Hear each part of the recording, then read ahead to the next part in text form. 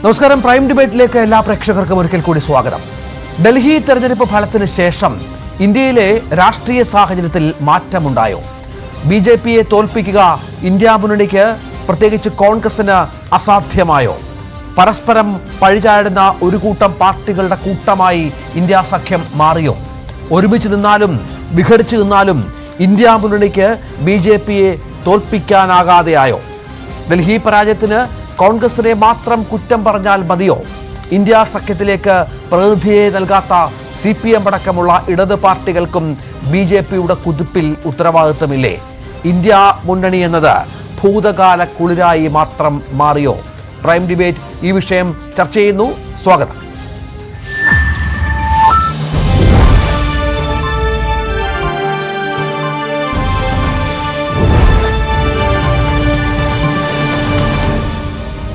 കോൺഗ്രസ് നേതാവ് ശ്രീമതി സേനാപതി വേണു ഈ ചർച്ചയുടെ ഭാഗമാകും. ശ്രീ VP ശ്രീപത്മനാഭൻ BJPയുടെ പ്രതിനിധിയായി ഈ ചർച്ചയിൽ പങ്കെടുക്കും. ആം ആദ്മി പാർട്ടിയുടെ പ്രതിനിധി ശ്രീ ഷൈബു മഠത്തിൽ കൊച്ചിയിൽ നിന്ന് ഈ ചർച്ചയിൽ ചേരുന്നുണ്ട്. M പ്രശാന്ത് മാധ്യമപ്രവർത്തകൻ, ദേശാഭിമാനിയുടെ ഡൽഹി ബ്യൂറോ ചീഫ് ഈ ചർച്ചയിൽ പങ്കെടുക്കും. ഏതായാലും ഈ വിഷയം തന്നെയാണ്. ശ്രീ സേനാപതി വേണു തന്നെ ആദ്യം ചേരുകയാണ്. ശ്രീ സേനാപതി വേണു, ഇന്നിപ്പോൾ ഏറ്റവും ഒടുവിൽ അല്പം മുമ്പ് വന്ന വാർത്ത എന്ന് പറയുന്നത് മമതാ ബാനർജിയുടെ വാക്കുകളാണ്. അതായത് ഡൽഹിയിൽ ആം ആദ്മി പാർട്ടിയുടെ പരാജയത്തിന് കാരണം കോൺഗ്രസ് ആണ്, ഹരിയാനയിൽ കോൺഗ്രസ് പരാജയപ്പെടാൻ കാരണം ആം ആദ്മി പാർട്ടിയാണ്, ബംഗാളിൽ കോൺഗ്രസിന് പ്രസക്തിയില്ല. ഇങ്ങനെ ഇന്ത്യ മുന്നണിയുടെ ഓരോ നേതാക്കളായി കോൺഗ്രസിനെ കുറ്റം പറയുന്ന പശ്ചാത്തലമാണ്. ഒരൈക്യമില്ലാതെ ഇങ്ങനെ എത്ര കാലം മുന്നോട്ട് പോകും? BJPയെ നേരിടുക എന്ന തരത്തിൽ BJPയെ പരാജയപ്പെടുത്താൻ വേണ്ടി നിങ്ങൾ രൂപീകരിച്ച ഈ മുന്നണിയുടെ ഇപ്പോഴത്തെ അവസ്ഥ അതീവ പരിതാപകരമല്ലേ? രഞ്ജിത്ത്, നമ്മൾ അതിനെക്കുറിച്ച് പരിശോധിക്കുമ്പോൾ ഇന്ത്യ മുന്നണി എന്നുള്ളത് അതങ്ങനെ ഒരു എന്താ പറഞ്ഞ ഇന്ത്യയിലുടനീളം വളരെ ശക്തമായി ഉള്ള ഒരു മുന്നണി സംവിധാനമൊന്നുമല്ല. അതൊരു തെരഞ്ഞെടുപ്പ് സഖ്യമാണ്. ഇവിടെ നമ്മൾ മനസ്സിലാക്കേണ്ടത് ഇന്ത്യ മുന്നണിയിലെ പല കക്ഷികളും കോൺഗ്രസുമായിട്ട് നേരിട്ട് ഏറ്റുമുട്ടുന്നതാണ്. അവർക്ക് എവിടെയൊക്കെ ശക്തിയുണ്ടോ അവിടെയൊക്കെ.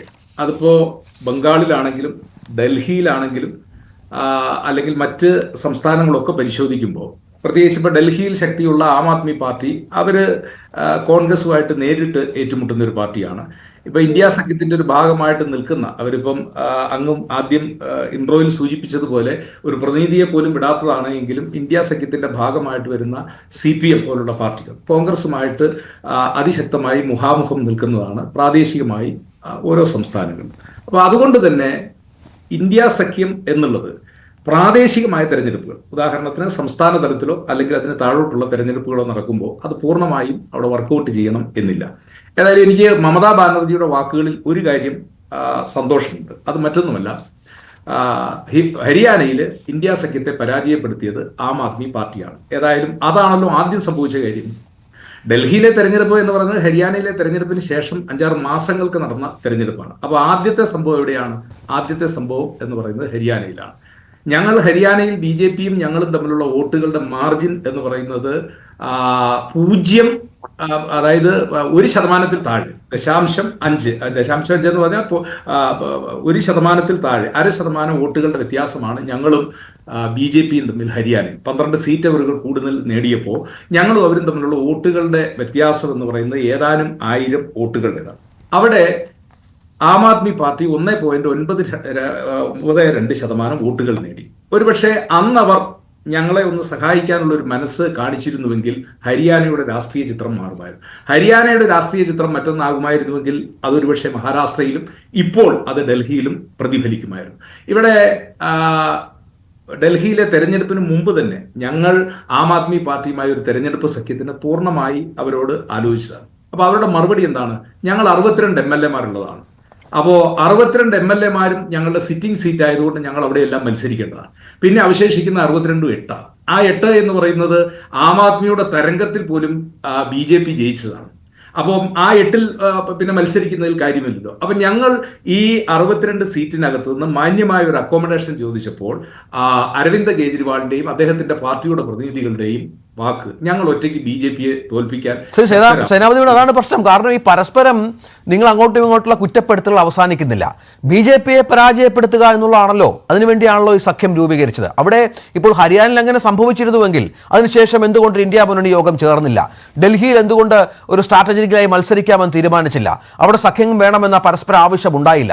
അതൊക്കെ കൂട്ടായി തീരുമാനിച്ച് മുന്നോട്ട് കൊണ്ടുപോകേണ്ട ഒരു സംവിധാനം കൂടിയല്ലേ ഈ മുന്നണി സംവിധാനം എന്നൊക്കെ പറഞ്ഞാൽ? അതിന്റെ ഭാഗമാണല്ലോ. ഇതൊന്നും സംഭവിക്കുന്നില്ല. ഏറ്റവും കൂടുതൽ പരാജയപ്പെട്ടപ്പോൾ പരസ്പരം കുറ്റപ്പെടുത്തി രംഗത്ത് വരികയാണ്. കോൺഗ്രസിനെ പാടെ ഒറ്റപ്പെടുത്തിയാണെന്നേ ഡൽഹിയിൽ തെരഞ്ഞെടുപ്പ് പ്രചരണ കാലം മുഴുവൻ ഇന്ത്യ മുന്നണിയിലെ മറ്റ് സഖ്യകക്ഷികൾ ആം ആദ്മി പാർട്ടിക്കൊപ്പം നിലകൊണ്ടത്. അല്ല, അതിന്റെ കാരണം എന്താ?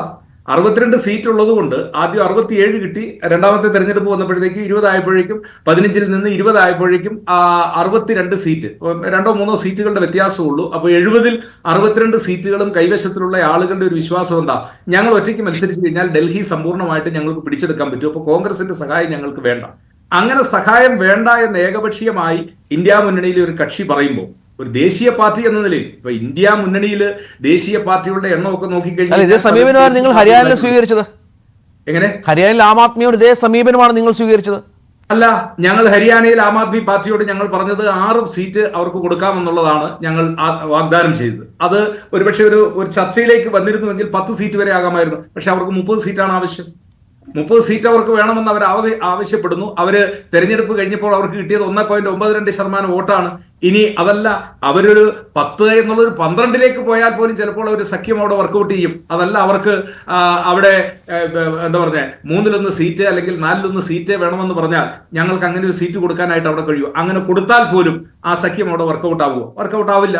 അത് തെരഞ്ഞെടുപ്പ് പ്രവർത്തനത്തിൽ അത് മുന്നോട്ട് പോവില്ല എന്ന് ഞങ്ങൾക്ക് ബോധ്യമുണ്ട്. അതുകൊണ്ട് തന്നെയാണ് ഞങ്ങൾ ആം ആദ്മി പാർട്ടിയെ അവർക്കുള്ള ശക്തി അനുസരിച്ച് ഹരിയാനയിൽ അവരെ അക്കോമഡേറ്റ് ചെയ്യാനും അവരെ ഉൾക്കൊള്ളാനും ഞങ്ങൾ തയ്യാറായിരുന്നു. പക്ഷേ അവർക്ക് വേണ്ടിയത് ഇവിടെ, രഞ്ജിത്തെ, നമ്മൾ മനസ്സിലാക്കേണ്ടത് ഈ ഇന്ത്യ മുന്നണിയിൽ നിൽക്കുന്ന പല കക്ഷികളും അവരാഗ്രഹിക്കുന്നത് കോൺഗ്രസ് തകർന്നു കഴിയുമ്പോൾ കോൺഗ്രസിന്റെ സ്പേസിൽ ഞങ്ങൾക്ക് കടന്നു കയറാം എന്നുള്ളതാണ് പലരും ആഗ്രഹിക്കുന്നത്. അതല്ലാതെ കോൺഗ്രസ് ശക്തമായി നിൽക്കുമ്പോൾ കോൺഗ്രസിനോടൊപ്പം നിന്നുകൊണ്ട് ഞങ്ങൾക്ക് ഇന്ത്യ മുന്നണിയുടെ ഭാഗമായിട്ട് നിന്നാൽ തെരഞ്ഞെടുപ്പുകൾ വിജയിക്കാം എന്നുള്ളതല്ലല്ലോ ഇവരാഗ്രഹിക്കുന്നത്. ഇവരാഗ്രഹിക്കുന്നത് കോൺഗ്രസ് തീർന്നാൽ അല്ലെങ്കിൽ കോൺഗ്രസ് ഇല്ലാതായാൽ ആ സ്പേസിൽ നിൽക്കാം എന്നുള്ളത് ഇവർ ആഗ്രഹിച്ചുകൊണ്ട് കോൺഗ്രസിനെ തകർക്കാനായി ഉള്ള ശ്രമങ്ങൾ നടത്തുകയും തെരഞ്ഞെടുപ്പിൽ ഇപ്പോൾ ഇന്ന് പഞ്ചാബിൽ അതാണ് സംഭവിക്കുന്നത്. 30 MLA-മാർ ആം ആദ്മി പാർട്ടി MLA-മാർ അവർ മറ്റവർ അങ്ങനെ ആഗ്രഹിക്കുമ്പോൾ നിങ്ങളുടെ സഖ്യകക്ഷിയെ തകരണമെന്ന് ആഗ്രഹിക്കുന്നു. ആം ആദ്മിയുടെ 30 MLA-മാർ ഇപ്പോഴത്തെ വരുമെന്ന് ആത്മവിശ്വാസത്തിലാണ്. ഭരണം പഞ്ചാബിൽ പിടിക്കാമെന്ന് കോൺഗ്രസ് കരുതുകയാണ്. അല്ല, അതിനകത്ത് നമ്മൾ മനസ്സിലാക്കേണ്ട ഒരു കാര്യം, ആം ആദ്മി പാർട്ടി എന്ന് പറയുന്നത് ഏതെങ്കിലും ഒരു പ്രത്യയശാസ്ത്രത്തിന്റെ അടിസ്ഥാനത്തിൽ ജനങ്ങളുടെ ഇടയിൽ പ്രവർത്തിച്ച് വളർന്നു വന്നൊരു പാർട്ടിയൊന്നുമല്ല. അത് പെട്ടെന്ന് ഉണ്ടായ ഒരു മൂവ്മെന്റിന്റെ ഭാഗം. എനിക്ക് 2 മിനിറ്റ് സമയം തരികയാണെങ്കിൽ ഞാൻ പറയാം. 98-ലാണ് സാഹിബ് സിംഗ് വർമ്മയ്ക്ക് ശേഷം സുഷമ സ്വരാജ് ഡൽഹിയിൽ അധികാരത്തിൽ വരുന്നത്.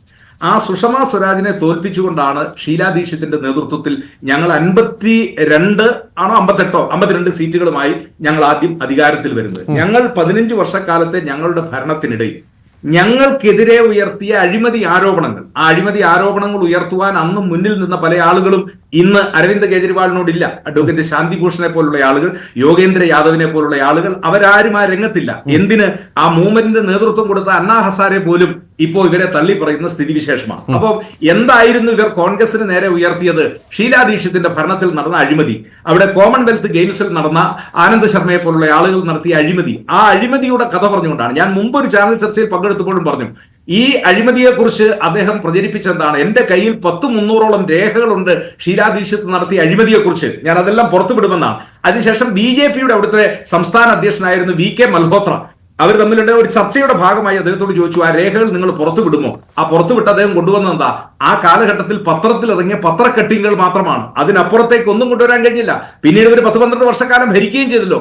ഏതെങ്കിലും ഒരു അഴിമതി ആരോപണം ഷീലാ ദീക്ഷിത്തിനെതിരെ തെളിയിക്കാനോ കോൺഗ്രസിനെതിരെ തെളിയിക്കാനോ കഴിഞ്ഞില്ല. പക്ഷേ അന്ന് ഈ ആരോപണങ്ങൾ നിൽക്കുന്ന ആ ഘട്ടത്തിലാണ് നമ്മുടെ നാട്ടിൽ വിനോദ് റായി എന്ന് പറയുന്ന കൺട്രോളർ ആൻഡ് ഓഡിറ്റർ ജനറൽ 1,72,000 കോടിയുടെ അഴിമതി ആരോപണം 2G സ്പെക്ട്രത്തിൽ കൊണ്ടുവരുന്നു.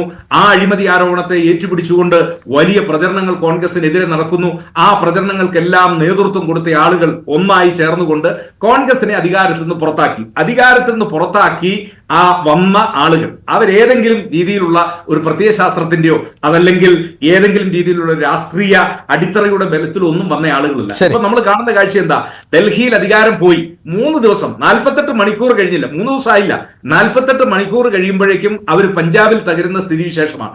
ഞങ്ങൾ പറയുന്നു ആം ആദ്മി പാർട്ടി എന്ന് പറയുന്ന പാർട്ടി അത് അതിന്റെ ഉദയം പോലെ തന്നെ അതിന്റെ അസ്തമയവും. ശരി, അതാണ് കോൺഗ്രസിന്റെ ആത്മവിശ്വാസം. ശ്രീ ഷൈബു മഠത്തിൽ, ഇവിടെ നമുക്ക് ഈ ശ്രീ സേനാപതി വേണു പറഞ്ഞ പോലെ അങ്ങനെ ഞങ്ങളൊരു രാഷ്ട്രീയ സഖ്യമായി ദേശീയ തലത്തിൽ മാത്രം, അതായത് തെരഞ്ഞെടുപ്പുകളിൽ മാത്രം രൂപം കൊള്ളുന്ന ഒരു സഖ്യമായി മാത്രം ഇന്ത്യ മുന്നണിയെ കണ്ടാൽ മതി. പ്രാദേശികമായി സംസ്ഥാനങ്ങൾ അതിന് വലിയ കാര്യങ്ങളില്ല. ഞങ്ങളുടെ അടിവേരിളകിയാൽ മാത്രം രക്ഷപ്പെടാമെന്ന് കരുതുന്ന സഖ്യകക്ഷികളാണ് ഞങ്ങൾക്കൊപ്പം. അദ്ദേഹം പറയുകയാണ് വളരെ കൃത്യമായി തന്നെ. അതായത് സഖ്യമായി നിൽക്കുന്ന ഇന്ത്യ മുന്നണി എന്ന് പറഞ്ഞ് BJPക്കെതിരെ രൂപം കൊണ്ട, BJP ഇതാ ഇപ്പോൾ പരാജയപ്പെടുത്തുമെന്ന് പറഞ്ഞ ഒരു സഖ്യത്തിലെ രാഷ്ട്രീയ കക്ഷികളാണ് പരസ്പരം അങ്ങോട്ടും ഇങ്ങോട്ടും കുറ്റപ്പെടുത്തുന്നത്. ഒമർ അബ്ദുള്ള രംഗത്ത് വന്നു, ലാലു പ്രസാദ് യാദവിന്റെ മകൻ തേജസ്വി യാദവ് രംഗത്ത് വന്നു. ഏറ്റവും കൂടുതൽ മമതാ ബാനർജി പറയുന്നു സ്റ്റാലിൻ മാത്രമാണ് ഇതുവരെ ഒരു വരി മിണ്ടാത്തത്, ബാക്കി എല്ലാവരും പറഞ്ഞു കഴിഞ്ഞു, നിങ്ങളൊക്കെയാണ് ചേർന്നാണ് തകർക്കുന്നത്. ഇനി എന്ത് BJP വിരുദ്ധത, ഇനി എങ്ങനെ BJPയെ പരാജയപ്പെടുത്തും, ഈ സഖ്യത്തിന്റെ പ്രസക്തി എന്ത്? ശ്രീ ഷൈബു മഠത്തിൽ.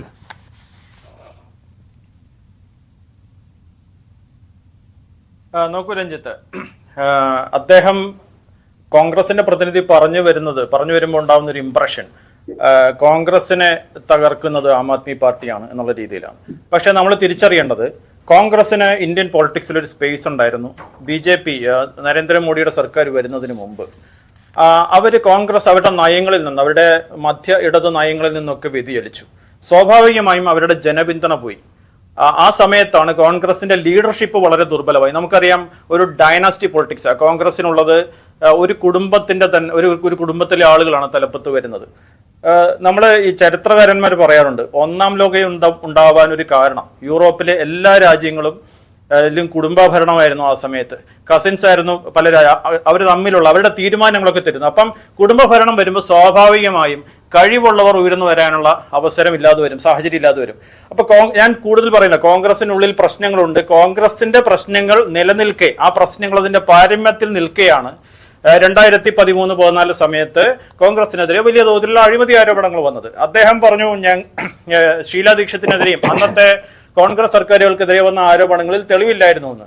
നിങ്ങൾ മനസ്സിലാക്കണം, CAG റിപ്പോർട്ട് ഉണ്ടായിരുന്നു. എന്താണ് ഡൽഹി സർക്കാരിനെതിരെ അന്ന് വന്ന ഏറ്റവും ശക്തമായ ആരോപണം? കോമൺവെൽത്ത് ഗെയിംസിൽ വലിയ തോതിലുള്ള അഴിമതി നടത്തി. ഒറ്റ വരിയിൽ അതിനൊന്നും തെളിവില്ല എന്ന് വന്ന് ഡിസ്മിസ് ചെയ്ത് അതില്ലാതാവുന്ന കാര്യങ്ങളല്ല. പിന്നെ CAG ഒക്കെ ചൂണ്ടിക്കാണിച്ച കാര്യങ്ങൾ എന്തായിരുന്നു? ട്രെഡ്മില്ല്, അതുപോലെ ബക്കറ്റ് വരെ വാടകയ്ക്ക് എടുക്കുക. ഒരു ട്രെഡ്മില്ല് വാങ്ങാൻ 10,000 രൂപ ചിലവാകുന്ന സമയത്ത് അതിന്റെ എത്രയോ ഇരട്ടി, 5 ഇരട്ടി വിലയ്ക്ക് അത് വാടകയ്ക്ക് എടുക്കുക ഒരു 2 മാസക്കാലത്തേക്ക്. അപ്പോൾ വലിയ തോതിലുള്ള അഴിമതിയൊക്കെ അവിടെ കോമൺവെൽത്തിൽ നടന്നു. അതാണ് കോൺഗ്രസിനെ താഴെയിറക്കിയത്. ഇനി അതിന് പരിതപിച്ചിട്ട് കാര്യമുണ്ടോ? പിന്നെ ആം ആദ്മി പാർട്ടി മത്സരിച്ചത്, കോൺഗ്രസിനെതിരെ മത്സരിച്ചു എന്ന് പറയപ്പെടുന്നത് പഞ്ചാബില് അതുപോലെ ഗോവയിലൊക്കെയാണ്. പക്ഷെ എൻ്റെ ഒരു ക്വസ്റ്റ്യൻ ഇതാ, ആം ആദ്മി പാർട്ടി മത്സരിച്ചതാണ്. അങ്ങനെ ഒരു ഇംപ്രഷൻ കഴിഞ്ഞ 2 ദിവസങ്ങളിൽ ചർച്ചയിൽ ഉണ്ടാക്കാൻ കോൺഗ്രസിന്റെ പ്രതിനിധികൾ ശ്രമിക്കുന്നുണ്ട്. ആം ആദ്മി പാർട്ടി മത്സരിച്ചത് കൊണ്ടാണോ പഞ്ചാബിൽ, അല്ലെങ്കിൽ മത്സരിച്ചില്ലായിരുന്നില്ല? ഈ കഴിഞ്ഞ നിയമസഭാ തെരഞ്ഞെടുപ്പിൽ 2022 ആം ആദ്മി പാർട്ടി മത്സരിച്ചില്ലായിരുന്നുവെങ്കിൽ കോൺഗ്രസിന് അവിടെ ഭരണം നേടാൻ സാധിക്കുമായിരുന്നോ? കഴിഞ്ഞ 10-30 വർഷത്തോളമായി പിന്നെ നമ്മൾ ഇവിടെ നോക്കൂ, നമ്മൾ ഗുജറാത്തിൽ BJP ആണ് ഭരിക്കുന്നത്. ആം ആദ്മി പാർട്ടി അവിടെ മത്സരിച്ചില്ലായിരുന്നെങ്കിൽ ആം ആദ്മി പാർട്ടി 5 സീറ്റേ പിടിച്ചുള്ളൂ, 13% വോട്ടാ പിടിച്ചത് ഒരു ഇലക്ഷനിൽ. പക്ഷേ കഴിഞ്ഞ തെരഞ്ഞെടുപ്പിൽ, 5 വർഷം മുമ്പ് നടന്ന തെരഞ്ഞെടുപ്പിൽ വളരെ അനുകൂലമായ ഘടകങ്ങൾ, സാഹചര്യങ്ങൾ ഗുജറാത്തിലുണ്ടായി. ഗുജറാത്തിലെ സാഹചര്യം എന്തായിരുന്നു? ഗുജറാത്തിലെ വിവിധ സമുദായങ്ങൾ, അവിടെ പട്ടേൽ സമുദായത്തിൻ്റെതായ വലിയ സമരങ്ങളുണ്ടായി. ആ സമരത്തിന് ശേഷമാണ് 5 വർഷം മുമ്പ്, അതായത് പിന്നെ 7-8 വർഷം മുമ്പ് അവിടെ തെരഞ്ഞെടുപ്പ് നടന്നത്. ആ സമയത്ത് വളരെ അനുകൂല ഘടകങ്ങൾ ഉണ്ടായി. എന്നിട്ട് പോലും കോൺഗ്രസിന് അന്ന് തെരഞ്ഞെടുപ്പ് ജയിക്കാൻ സാധിച്ചില്ല. അത് കഴിഞ്ഞ് അത്ര അനുകൂലമല്ലാത്തൊരു സാഹചര്യത്തിലാണ് കഴിഞ്ഞ തവണ ഞങ്ങൾ മത്സരിക്കുന്നത്. ഞങ്ങൾ ആദ്യത്തെ മത്സരമായതുകൊണ്ട് ഞങ്ങൾക്ക് 13% മാത്രം വോട്ട് നേടാൻ സാധിച്ചത്. അപ്പോൾ അതുപോലെ ഗോവയിൽ എന്തുകൊണ്ടാണ്? ഗോവയിൽ കോൺഗ്രസിന്റെ സംഘ സംഘടനാ സംവിധാനം അത്രമേൽ ദുർബലമായതുകൊണ്ടാണ് BJPക്ക് കോൺഗ്രസിനെ വിഘടിപ്പിക്കാനും കോൺഗ്രസിന്റെ MLA-മാരെ വിലക്കെടുത്താണല്ലോ ഇതിന് മുമ്പത്തെ തെരഞ്ഞെടുപ്പിന് ശേഷം BJP ഗോവയിൽ ഭരണം നേടിയത്. ഈ കഴിഞ്ഞ തെരഞ്ഞെടുപ്പിൽ മഹാരാഷ്ട്രയിൽ എന്താ സംഭവിച്ചത്? കോൺഗ്രസ് സഖ്യമായിട്ടല്ലേ അവിടെ മത്സരിച്ചേ, പിന്നെ മഹാവികാസ് അഘാടി എന്ന് പറഞ്ഞ സഖ്യമായിട്ടല്ലേ മത്സരിച്ചേ. അവിടെ എന്തുകൊണ്ടാണ് ആ സഖ്യത്തിന് ഞങ്ങളുടെ പിന്തുണ ഉണ്ടായിരുന്നല്ലോ, ഞങ്ങളവിടെ ഒരു എതിർത്ത് മത്സരിച്ചിട്ടുമില്ല, ഞങ്ങളുടെ പിന്തുണ ഉണ്ടായിരുന്നു, എന്നിട്ട് എന്തുകൊണ്ട് സാധിച്ചില്ല? അപ്പൊ ഇവിടെയൊക്കെ സംഘടനാ ശേഷി ദുർബലമാവുകയും പിന്നെ കോൺഗ്രസിന്റെ ആദർശങ്ങളിൽ നിന്ന് പിന്നോട്ട് പോവുകയും ചെയ്തു. അതിന് ആം ആദ്മി പാർട്ടിയെ കുറ്റപ്പെടുത്തിയിട്ട് കാര്യമില്ല. മറ്റൊരു കാര്യം ചൂണ്ടിക്കാണിക്കാനുള്ള, ഡൽഹിയിൽ ഞങ്ങളുടെ പരാജയത്തിന് കാരണം കോൺഗ്രസ് ആണ് എന്ന് ഞങ്ങൾ പറഞ്ഞിട്ടില്ല. കോൺഗ്രസ് അവിടെ ഒരു സ്പോയിലർ ഗെയിം കളിച്ചിട്ടുണ്ട്. 14 മണ്ഡലങ്ങളിൽ, കുറഞ്ഞത് ഡൽഹിയിലെ 14 മണ്ഡലങ്ങളിൽ, അത് പിന്നെ അരവിന്ദ് കെജ്രിവാളിന്റെ ന്യൂഡൽഹി മണ്ഡലം, അതുപോലെ ശ്രീ മനീഷ് സിസോദിയയുടെ മണ്ഡലം, പിന്നെ മാളവ്യ നഗർ മണ്ഡലം ഉൾപ്പെടെയുള്ള മണ്ഡലങ്ങളിൽ 14 മണ്ഡലങ്ങളിൽ കോൺഗ്രസ് പിടിച്ച വോട്ടിന് ഏതാണ്ട് അത്രയും വരും ഭൂരിപക്ഷം BJPക്ക് കിട്ടിയ ഭൂരിപക്ഷം. അപ്പോൾ കോൺഗ്രസ് വോട്ട് വിഭജിച്ചു എന്നുള്ളത് വാസ്തവമാണ്. പ്രത്യേകിച്ച് ഏറ്റവും എടുത്തു പറയേണ്ടത് പല ന്യൂനപക്ഷ മണ്ഡലങ്ങളിലും, ഭൂരിപക്ഷം ന്യൂനപക്ഷ മണ്ഡലങ്ങളിലും കഴിഞ്ഞ തെരഞ്ഞെടുപ്പിലൊക്കെ ഞങ്ങൾ ജയിച്ച മണ്ഡലങ്ങളിൽ ന്യൂനപക്ഷ വോട്ടുകൾ ഭിന്നിപ്പിക്കുക എന്നുള്ള വളരെ കൃത്യമായൊരു മിഷൻ അവിടെ കോൺഗ്രസിനുണ്ടായിരുന്നു. കോൺഗ്രസ് ആ മിഷൻ നന്നായി ചെയ്തു. പക്ഷേ കോൺഗ്രസ് മത്സരിക്കാനില്ലെങ്കിൽ ഞങ്ങൾ കളിക്കാനുള്ളൂ എന്നൊരു പോളിസി ഞങ്ങൾക്കില്ല. ആ സ്റ്റേറ്റിൽ ആം ആദ്മി പാർട്ടിക്ക് ഉള്ള വോട്ട് ബേസ് ഇപ്പോൾ 43% മേലുള്ള വോട്ട് ബേസ് കോൺഗ്രസിനില്ല. കോൺഗ്രസിന് 4, 5, 6% വോട്ടേ ഉള്ളൂ. അപ്പോൾ സഖ്യമായിട്ട് മത്സരിച്ചെങ്കിലും ഡൽഹിയിൽ ഒരു വിജയം സാധ്യതയുണ്ടെന്ന് ഞങ്ങൾ വിചാരിക്കുന്നില്ല.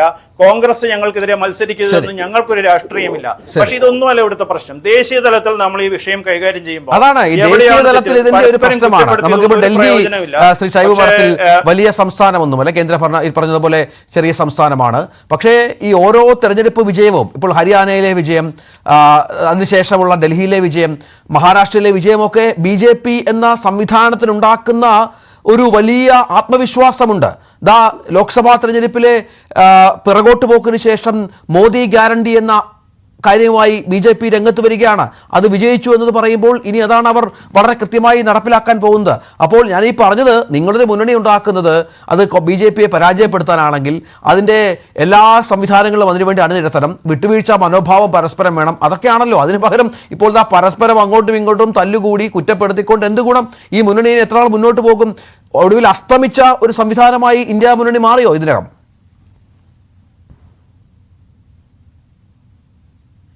നോക്കൂ രഞ്ജിത്ത്, ഇത് ഞാൻ പറഞ്ഞല്ലോ, ലോക്സഭാ തെരഞ്ഞെടുപ്പിനെ മുന്നിൽ കണ്ടാണ് ഇന്ത്യ സഖ്യം ഉണ്ടാക്കിയത്. ആ ഇന്ത്യ സഖ്യം ലോക്സഭാ തെരഞ്ഞെടുപ്പിൽ അത്യാവശ്യം സഖ്യം എന്നുള്ള നിലയ്ക്ക് അതൊരു സീറ്റ് ഷെയറിങ്ങിന്റെ കാര്യത്തിൽ നന്നായി വർക്ക് ചെയ്തു. അത് ഒരുമിച്ചുള്ള പ്രവർത്തനമൊന്നും ഉണ്ടായില്ല. ഡൽഹിയിൽ ഒരു പ്രവർത്തനം ഉണ്ടായില്ല. അതായത് ആം ആദ്മി പാർട്ടി കോൺഗ്രസിന് വിട്ടുകൊടുത്ത സീറ്റുകളിൽ പിന്നെ നിങ്ങൾ അതിന്റെ വോട്ട് നില നോക്കിയാൽ അറിയാം, ആം ആദ്മി പാർട്ടി സ്ഥാനാർത്ഥികൾക്ക് കഴിഞ്ഞ തവണത്തേനേക്കാൾ ഒട്ടും വോട്ട് വർധന ഉണ്ടായിട്ടില്ല.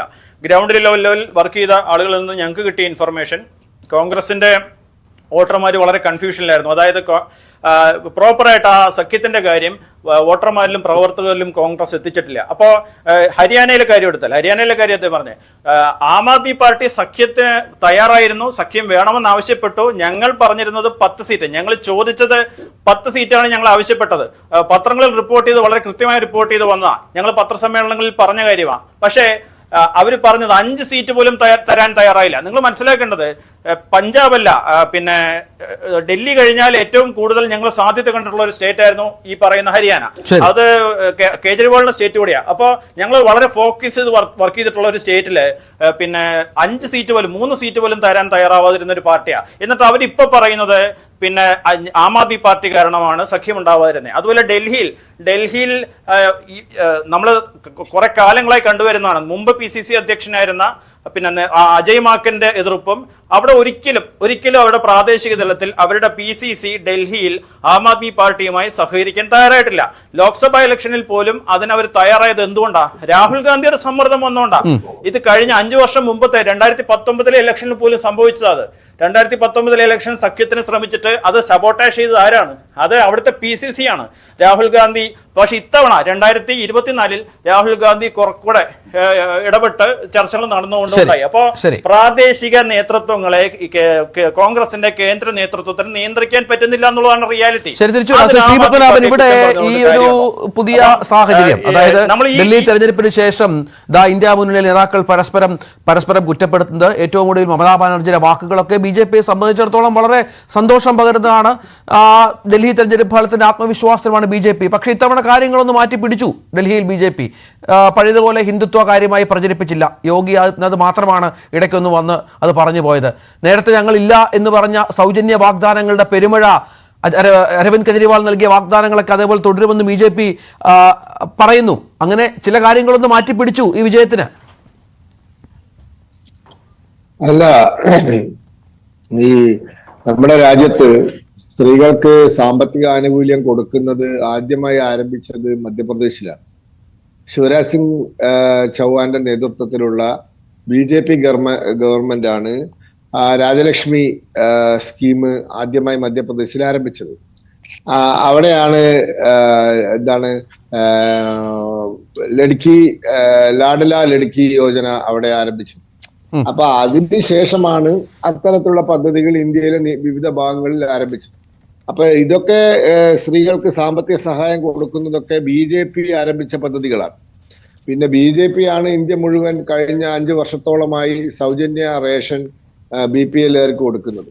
BJP ആണ് ആയുഷ്മാൻ ഭാരത് പദ്ധതിയിൽ കഴിഞ്ഞ ഏതാണ്ട് 5 വർഷത്തിലധികമായി രാജ്യത്തെ 50 കോടി ആളുകൾക്ക് സൗജന്യ ചികിത്സ കൊടുക്കുന്നത്. BJP ഗവൺമെന്റ് ആണ് പാചകവാതകം BPL കുടുംബങ്ങൾക്ക് സൗജന്യ കണക്ഷൻ കൊടുത്തത്. ഇതൊന്നും BJP ആദ്യമായി ചെയ്യുന്നൊന്നല്ല. പക്ഷെ ഇതിനൊരു കൗതുകരമായ കാര്യം എന്താന്ന് വെച്ചാൽ, ഈ BJPയെ എതിർക്കാൻ അല്ലെങ്കിൽ BJPയെ അധികാരത്തിൽ നിന്ന് മാറ്റി നിർത്താൻ വേണ്ടി ഉണ്ടാക്കിയ ഈ മുന്നണികൾക്ക് അല്ലെങ്കിൽ രാഷ്ട്രീയ പാർട്ടികൾക്ക് ഇവർക്ക് ഒരു രാഷ്ട്രീയ സത്യസന്ധതയില്ല. BJPയെ തോൽപ്പിക്കാൻ അവർ ഒത്തുചേരുന്നതിനും ഞങ്ങൾ എതിരല്ല. പക്ഷെ പൊളിറ്റിക്കൽ ആയ ഒരു സത്യസന്ധത, ഹോണസ്റ്റി വേണം. ഇപ്പൊ നിങ്ങൾ നോക്കൂ, ഞാൻ ആം ആദ്മി പാർട്ടിയുടെ ചരിത്രം പറയാം. 2012 കാലഘട്ടത്തിൽ ഡൽഹി നഗരത്തിൽ വലിയ പ്രക്ഷോഭങ്ങൾ നടന്നു. 2 കാരണമാണ്. ഒന്ന്, ഇന്ത്യ അഗൈൻസ്റ്റ് കറപ്ഷൻ, അണ്ണാ ഹസാറേന്റെ നേതൃത്വത്തിൽ. 2, അവിടെ നിർഭയ സംഭവം ഉണ്ടായി. നിർഭയ സംഭവം ഉണ്ടായപ്പോൾ യുവജനങ്ങളും വിദ്യാർത്ഥികളും ഒക്കെ തെരുവിലിറങ്ങി. ഒരു രാഷ്ട്രീയമായിട്ടല്ല അത് ചെയ്തത്, നോൺ പൊളിറ്റിക്കൽ ആയിട്ടുള്ള ചില പ്രൊട്ടസ്റ്റുകളായിരുന്നു, രാഷ്ട്രീയമില്ലാത്ത സമര പരിപാടികളായിരുന്നു. അതിനുള്ളിൽ അണ്ണാ ഹസാരെ ഉണ്ടായിരുന്നു. അങ്ങോട്ട് തോളോട് തോള് ചേർന്ന് അരവിന്ദ് കെജ്രിവാൾ ഉണ്ടായിരുന്നു. അരവിന്ദ് കെജ്രിവാളും കൂട്ടരും ഈ ഉയർന്നു വന്ന വിദ്യാർത്ഥി, യുവജന, ബഹുജന പ്രക്ഷോഭങ്ങളെ, അഴിമതിക്കും സ്ത്രീ സുരക്ഷയ്ക്കൊക്കെ വേണ്ടിയുള്ള ഈ പ്രക്ഷോഭങ്ങളെ തങ്ങൾക്ക് ഒരു പൊളിറ്റിക്കൽ ലോഞ്ചിങ് പാഡാക്കി. അവര് രാഷ്ട്രീയമില്ല എന്ന് പറഞ്ഞ് അതിന്റെ നേതൃത്വത്തിലേക്ക് വന്ന് പതുക്കെ അതിൽ നിന്നുകൊണ്ട് ഒരു രാഷ്ട്രീയ പാർട്ടി ഉണ്ടാക്കി. എന്നിട്ട് ഇലക്ഷനിൽ മത്സരിക്കില്ല എന്നൊക്കെ ആദ്യം പറഞ്ഞത്. 2013 ഡൽഹി മുനിസിപ്പൽ ഇലക്ഷനിൽ മത്സരിച്ചില്ല. പക്ഷെ അവര് 2013 നിയമസഭയിൽ മത്സരിച്ചു. അന്ന് അവർക്ക് 27 സീറ്റ് കിട്ടി, BJPക്ക് 31 സീറ്റ് കിട്ടി. ഇലക്ഷൻ കഴിഞ്ഞ് 2 ആഴ്ച കഴിഞ്ഞപ്പോൾ എന്താ സംഭവിച്ചത്? ഇവർ കുറ്റം പറഞ്ഞ കോൺഗ്രസ്, ഇവർ നാട്ടിലുള്ള എല്ലാ തെറ്റിനും ഉത്തരവാദി കോൺഗ്രസ് ആണെന്നാ പറഞ്ഞത്. ആ കോൺഗ്രസുമായി അല്ലെങ്കിൽ ആ കോൺഗ്രസിന്റെ പിന്തുണയോട് കൂടിയിട്ടാണ് അരവിന്ദ് കെജ്രിവാൾ ആദ്യമായി ഡൽഹി മുഖ്യമന്ത്രി ആയത്. ആ സർക്കാർ അധികം നീണ്ടുപോയില്ല. പക്ഷെ ആ കോൺഗ്രസിന്റെ പിന്തുണ തേടി ഒരു നിമിഷം മുഖ്യമന്ത്രി ആവാൻ അങ്ങോട്ട് തയ്യാറായി. അപ്പൊ എന്ത് പൊളിറ്റിക്കൽ ഹോണസ്റ്റിയാണ്, എന്ത് രാഷ്ട്രീയ സത്യസന്ധതയാണുള്ളത്, എന്ത് മൂല്യങ്ങളാണുള്ളത്, എന്ത് മര്യാദയാണുള്ളത്? അപ്പൊ മൂല്യങ്ങൾക്കും മര്യാദകൾക്കും രാഷ്ട്രീയ സത്യസന്ധതയ്ക്കും ഒരു വിലയും കൽപ്പിക്കാത്ത ഒരു സംവിധാനമാണ് ഈ ആം ആദ്മി പാർട്ടി. തുടർന്ന് അങ്ങോട്ട് കുറെ ഫ്രീബികൾ പ്രഖ്യാപിച്ചിട്ട് ഒരു തവണ ഭരണം പിടിച്ചു. ആ ഫ്രീബികൾ കുറെ നടപ്പിലാക്കിയപ്പോൾ 2ാം വട്ടവും പിടിച്ചു. പക്ഷെ 2ാം വട്ടം എന്തൊക്കെ ചെയ്തിരിക്കുന്നത്? 100 കോടിയോളം ചെലവിൽ മുഖ്യമന്ത്രിയുടെ വീട് മോടി പിടിപ്പിച്ചു. അതും രാജ്യത്തെ ജനങ്ങൾ, ഡൽഹിയിലെ ജനങ്ങൾ കോവിഡ് കാരണം കഷ്ടപ്പെടുന്ന കാലഘട്ടത്തിലാണ് ഇത് ചെയ്തത്. ഇന്ന് ആം ആദ്മി പാർട്ടിയിൽ ഇടഞ്ഞു നിൽക്കുന്ന രാജ്യസഭാ അംഗം സ്വാതി മാൽവാളിന്റെ ഇന്റർവ്യൂ ഞാൻ കണ്ടു.